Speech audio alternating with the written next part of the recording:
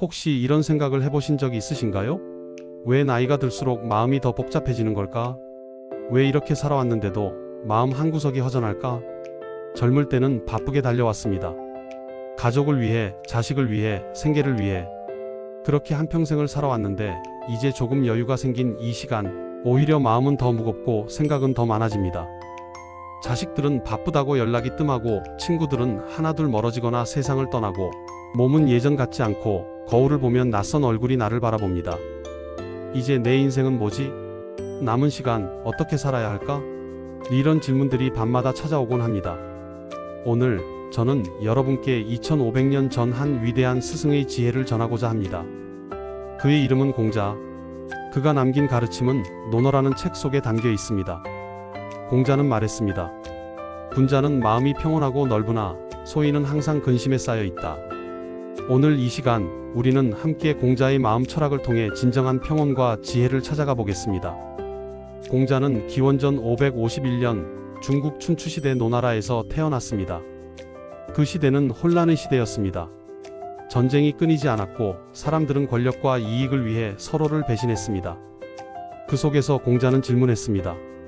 어떻게 살아야 진정한 인간다운 삶을 살 수 있을까?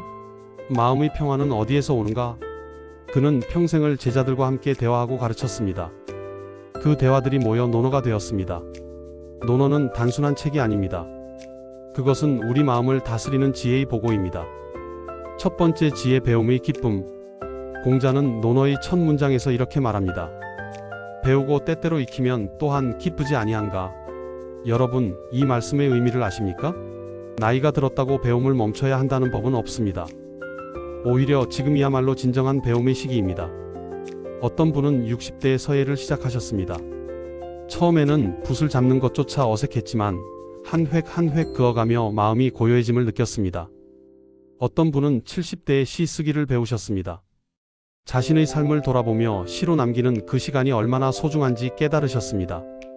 배움은 단순히 지식을 쌓는 것이 아닙니다. 배움은 마음을 살아있게 만드는 것입니다.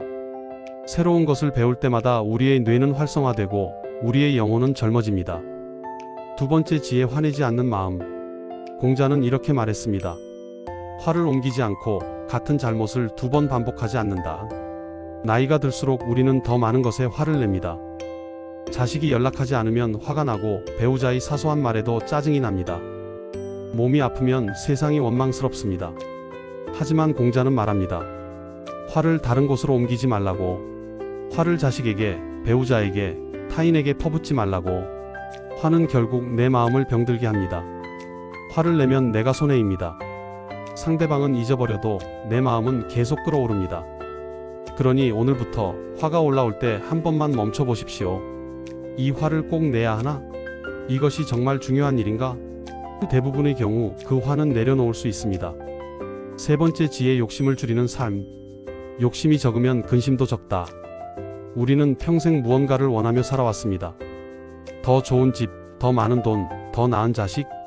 그런데 이제 돌아보면 정말 필요했던 것은 그리 많지 않았습니다. 어느 할머니는 말씀하셨습니다. 나는 아파트 2채를 가지고 있었는데 결국 내가 누울 곳은 작은 침대 하나뿐이더라. 공자는 우리에게 묻습니다. 당신은 무엇을 위해 그렇게 애쓰고 있습니까? 그것이 정말 당신을 행복하게 만들어줍니까? 욕심을 줄이면 마음이 가벼워집니다. 근심이 줄어듭니다. 평화가 찾아옵니다. 젊을 때는 더 많이 채우는 것이 행복이라고 생각했지만 이제는 비우는 것이 진정한 자유라는 것을 알게 됩니다. 네 번째 지혜 사람을 대하는 태도. 내가 원하지 않는 것을 남에게 베풀지 말라. 이 문장은 너무나 간단하지만 실천하기는 어렵습니다. 우리는 종종 남에게는 엄격하고 자신에게는 관대합니다. 자식이 전화를 안 하면 섭섭해하면서 정작 나는 먼저 전화하지 않습니다. 배우자가 말을 안 들으면 화를 내면서 정작 나는 배우자의 말을 무시합니다. 공자는 말합니다. 남을 탓하기 전에 먼저 내 마음을 돌아보라고. 내가 원하는 존중을 먼저 남에게 베풀라고. 그것이 진정한 인, 즉 사랑입니다. 다섯 번째 지혜 나이 듦의 지혜. 공자는 자신의 인생을 이렇게 정리했습니다. 나는 15세에 학문의 뜻을 두었고 30세에 자리를 잡았으며 40세에 미혹되지 않았고 50세에 천명을 알았으며 60세에 귀로 듣기만 해도 이해했고 70세에 마음 내키는 대로 행해도 법도를 어기지 않았다. 여러분, 이 말씀을 가슴 깊이 새겨보십시오. 60세, 귀가 순해진다는 것은 모든 것을 있는 그대로 받아들이게 된다는 뜻입니다. 더 이상 세상과 싸우지 않습니다. 더 이상 남을 바꾸려 하지 않습니다. 그저 있는 그대로 흐르는 대로 받아들입니다. 70세, 마음 내키는 대로 해도 법도를 어기지 않는다는 것은 이미 마음이 완전히 자유로워졌다는 뜻입니다. 억지로 참지 않아도 자연스럽게 올바른 길을 가게 됩니다. 이것이 진정한 경지입니다. 이것이 우리가 나아가야 할 길입니다. 6번째 지혜 중용의도. 공자는 또한 중용을 강조했습니다. 지나침은 모자람과 같다. 우리는 종종 극단으로 치닫습니다. 너무 절약하다가 인색해지고 너무 베풀다가 자신을 돌보지 못합니다. 너무 엄격하게 살다가 경직되고 너무 자유롭게 살다가 방종해집니다. 진정한 지혜는 중간에 있습니다. 균형 잡힌 삶, 조화로운 마음. 이것이 공자가 평생 추구했던 중용의 도입니다. 7번째 지혜 말의 신중함. 말을 더듬는 것을 부끄러워하지 말고 실천하지 못하는 것을 부끄러워하라. 나이가 들면 말이 많아지기 쉽습니다. 젊은 사람들에게 조언하고 과거를 회상하고 때로는 불평을 늘어놓습니다. 하지만 공자는 말보다 행동을 강조했습니다. 100마디 말보다 한 번의 실천이 더 값집니다. 말은 적게 하되 하는 말에는 진심을 담으십시오. 8번째 지혜 벗의 중요성. 세 사람이 길을 가면 그 중에 반드시 나의 스승이 있다. 나이가 들수록 우리는 고립되기 쉽습니다. 하지만 공자는 말합니다. 모든 사람에게서 배울 점이 있다고. 젊은 사람에게서도 배울 수 있습니다. 그들의 열정, 새로운 생각, 기술.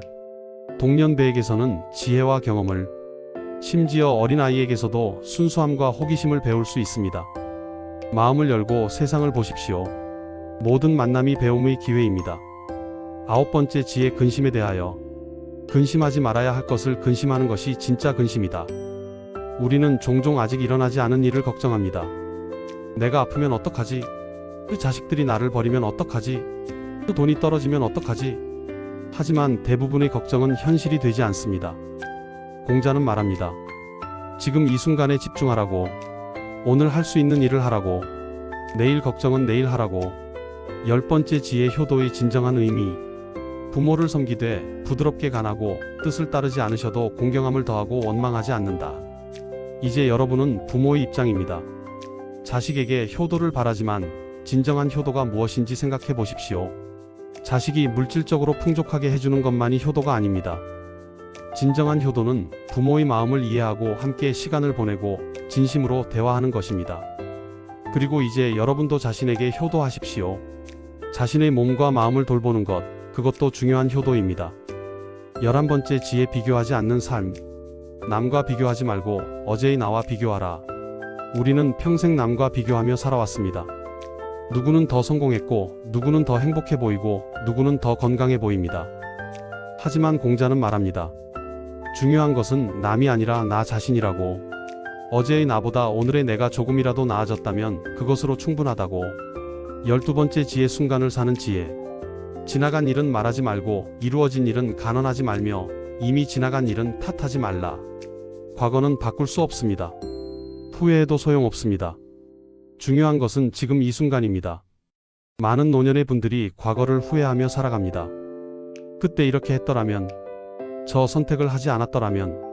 하지만 그 모든 선택이 지금의 당신을 만들었습니다. 과거를 받아들이십시오. 그리고 지금 이 순간을 살아가십시오. 저는 얼마 전 한 70대 할아버지를 만났습니다. 그분은 평생 회사에 다니며 가족을 부양하셨습니다. 은퇴 후에는 매일 집에만 계셨습니다. 처음에는 좋았습니다. 이제 쉴 수 있구나. 하지만 시간이 지나자 무료함과 외로움이 밀려왔습니다. 자식들은 바빴고 친구들은 연락이 끊겼으며 아내는 자신의 모임으로 바빴습니다.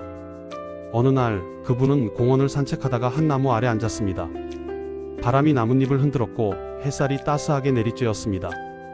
그때 그분은 깨달았습니다. 외롭다는 것은 혼자라는 뜻이 아니구나. 외롭다는 것은 내 마음이 무언가를 계속 원하고 있다는 뜻이구나. 공자의 말씀이 떠올랐습니다. 군자는 홀로 있어도 편안하다. 군자는 자신의 마음과 함께 있을 줄 압니다. 그날 이후 그분은 매일 그 나무 아래 앉았습니다. 아무것도 하지 않고 그저 바람을 느끼고 햇살을 받았습니다. 그리고 조금씩 마음이 평온해졌습니다. 외로움이 고독으로 바뀌었습니다. 고독은 괴로운 것이 아니라 오히려 나 자신과 만나는 소중한 시간이었습니다. 이제 그분은 말합니다. 외로움은 피해야 할 적이 아니라 나를 더 깊이 알게 해주는 친구였어요. 한 어머니가 있었습니다. 평생을 자식을 위해 살았습니다. 세 자녀를 훌륭하게 키웠고 모두 좋은 직장에 다니고 있었습니다. 하지만 자식들은 바빴습니다. 명절에도 잠깐 들렀다 가고 전화는 한 달에 한 번 할까 말까였습니다. 어머니는 서운했습니다. 내가 얼마나 고생했는데 나는 이렇게 외로운데 자식들은 왜 모를까? 그러던 어느 날 어머니는 논어의 한 구절을 읽었습니다. 부모는 자식이 먼 곳에 가지 않기를 바라지만 가더라도 반드시 일정한 곳이 있기를 바란다. 이 구절을 읽으며 어머니는 깨달았습니다. 내가 자식을 키운 것은 자식이 나를 위해 살라고 키운 게 아니었구나. 자식은 자식의 인생을 살아야 하는구나. 그날 이후 어머니는 바뀌었습니다. 자식에게 섭섭함을 표현하는 대신 스스로 자신의 삶을 가꾸기 시작했습니다. 친구들을 만나고 봉사활동을 시작했으며 그림을 배우기 시작했습니다. 신기한 일이 일어났습니다. 자식들이 더 자주 연락하기 시작했습니다. 엄마, 요즘 뭐 하세요? 엄마, 그림 배우신다며요? 보여주세요. 어머니는 웃으며 말했습니다. 내가 행복해지니까 애들도 편해진 것 같아. 공자는 말했습니다. 자기 자신을 이기고 예로 돌아가는 것이 인이다. 자기 자신을 이긴다는 것은 자신의 욕심과 집착을 내려놓는다는 뜻입니다. 그것이 진정한 사랑입니다. 자식을 진정으로 사랑한다면 그들을 내 소유가 아닌 독립된 존재로 인정해야 합니다. 한 할아버지가 계셨습니다. 75세, 건강은 그럭저럭 괜찮았지만 매일이 무의미하게 느껴졌습니다. 나는 왜 아직도 살아있는 걸까? 내가 할 수 있는 게 뭐가 있을까? 어느 날 그분은 동네 도서관에 갔습니다. 거기서 우연히 어린이 독서 프로그램 포스터를 보았습니다. 할아버지 할머니가 책을 읽어주는 자원봉사자 모집? 그분은 주저하며 신청했습니다. 첫날 떨리는 마음으로 아이들 앞에 섰습니다. 책을 펴고 천천히 읽기 시작했습니다. 아이들의 눈이 반짝였습니다. 그 작은 눈동자들이 할아버지를 바라보며 이야기에 빠져들었습니다. 책을 다 읽고 나자 한 아이가 다가와 말했습니다. 할아버지, 다음에 또 와주세요. 그 순간 할아버지는 깨달았습니다. 아, 내가 아직 할 수 있는 일이 있구나. 내가 아직 누군가에게 의미 있는 존재구나. 공자는 말했습니다. 아침에 도를 들으면 저녁에 죽어도 좋다. 이 말은 단순히 죽음을 말하는 것이 아닙니다. 자신의 삶의 의미를 찾는 순간 그 삶은 완전해진다는 뜻입니다. 나이는 숫자에 불과합니다. 중요한 것은 지금 이 순간 당신이 무엇을 하고 있는가입니다. 당신이 누군가에게 어떤 의미를 주고 있는가입니다. 그 할아버지는 이제 매주 2번 도서관에 갑니다. 아이들은 그분을 기다립니다. 그분의 목소리, 그분의 따스함, 그분의 존재 자체가 아이들에게 선물입니다. 그리고 그분은 말합니다. 내 인생에서 가장 행복한 시간은 지금이에요. 어느 부부가 있었습니다. 결혼한 지 45년. 자식들도 다 독립하고 이제 둘만 남았습니다. 처음에는 어색했습니다. 평생 자식들 중심으로 살아왔는데 이제 대화할 주제도 없었습니다.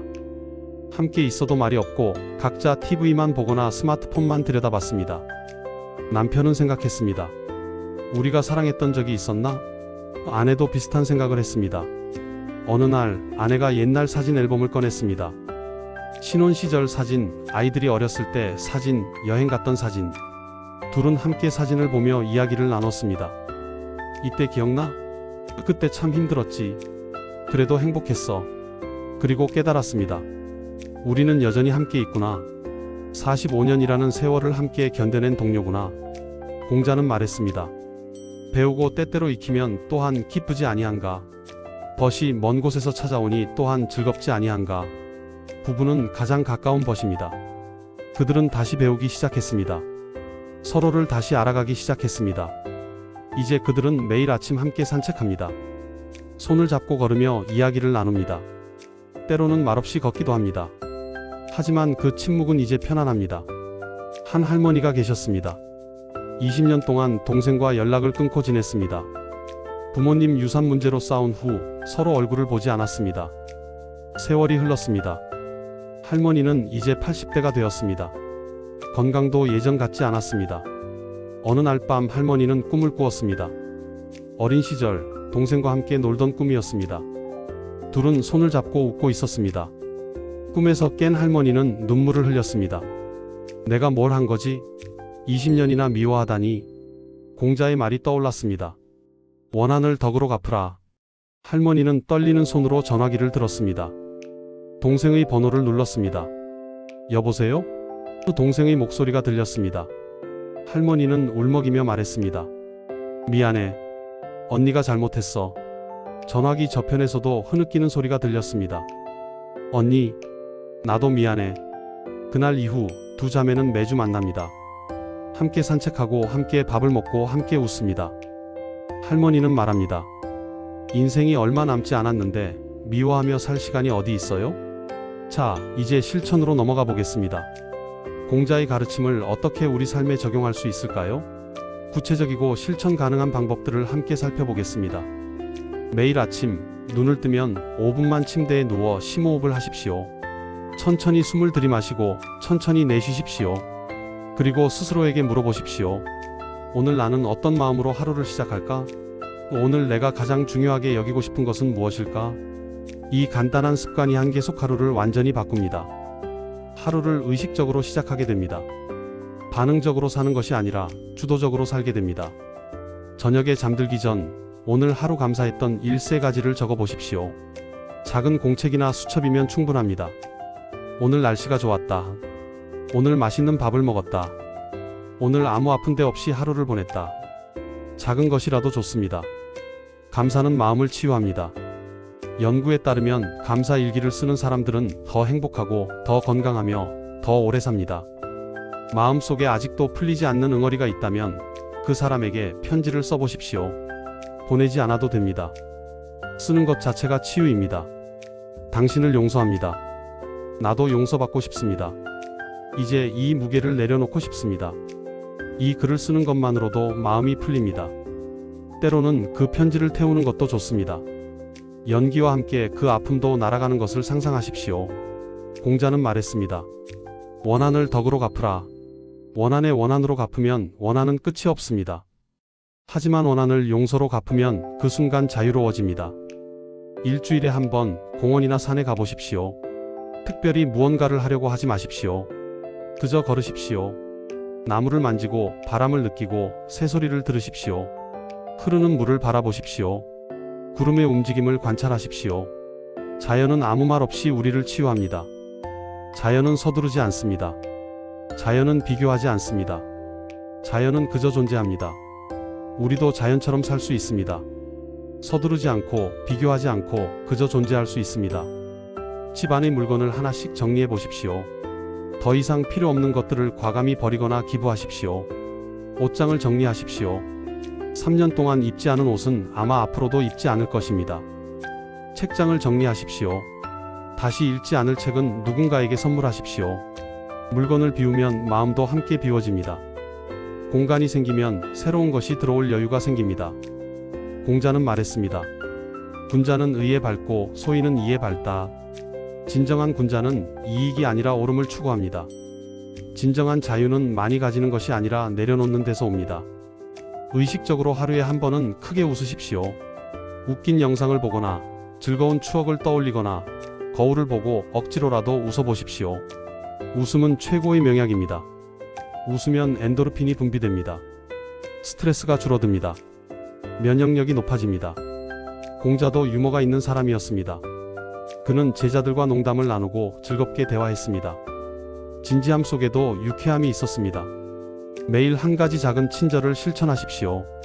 엘리베이터에서 문을 잡아주거나 길에서 만난 사람에게 미소 짓거나 배우자에게 감사하다고 말하거나 작은 친절이 세상을 바꿉니다.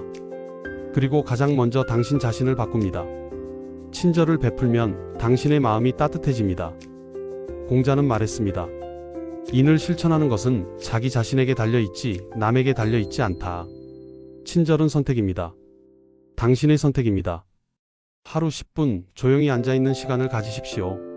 눈을 감고 호흡에만 집중하십시오. 생각이 떠오르면 그냥 지나가게 두십시오. 붙잡으려 하지 마십시오. 마치 하늘을 떠다니는 구름을 바라보듯이 이 시간이 쌓이면 마음이 차분해집니다. 세상을 바라보는 시각이 달라집니다. 작은 일에 흔들리지 않게 됩니다. 일주일에 한 번 새로운 것을 배우는 시간을 가지십시오.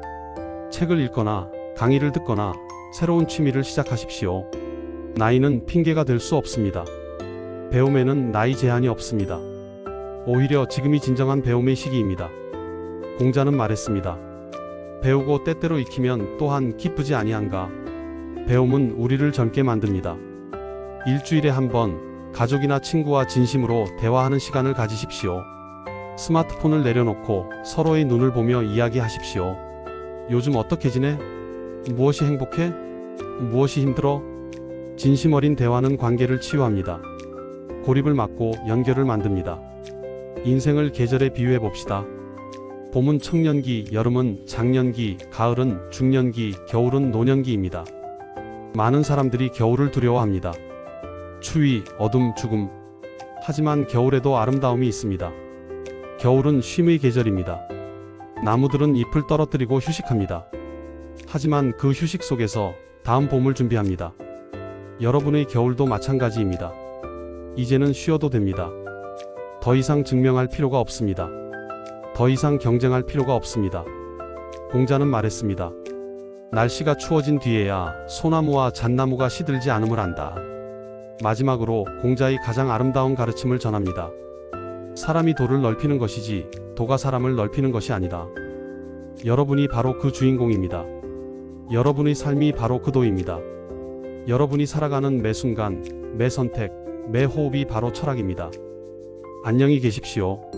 그리고 오늘도 행복하십시오. 내일도, 모레도, 남은 모든 날들도 평안하시기를 간절히 바랍니다.